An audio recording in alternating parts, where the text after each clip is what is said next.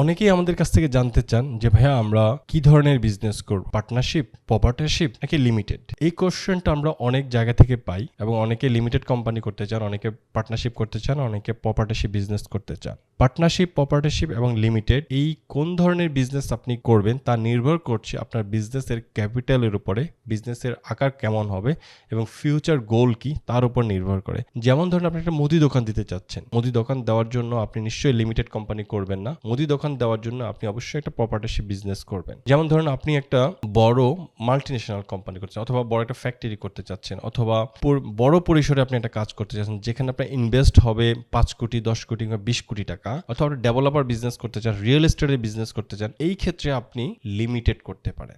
Partnership কখন আমরা করব? পার্টনারশিপ করব আমরা তখন যখন আমরা 2 বা 3 জন ব্যক্তি ফিক্সড হয়ে গেছি আমরা একটা ছোট একটা বিজনেস করব, যেটা আমরা প্রপার্টনারশিপ এবং লিমিটেড কোম্পানি মাঝামাঝি একটা বিজনেস করব, যেটা অনেক বেশি বড়ও হবে না আবার অনেক বেশি ছোট থাকবে না। আমরা 3 বা 4 জন কিংবা একের অধিক ব্যক্তি মিলে আমরা যখন একটা বিজনেস শুরু করব তখন কিন্তু আমরা পার্টনারশিপ করতে পারি। ছোটখাটো বিজনেস আমাদের খুব অল্প পরিসরে আমরা বিজনেস করতে চাচ্ছি, তখন আমরা প্রপার্টনারশিপ বিজনেস করব।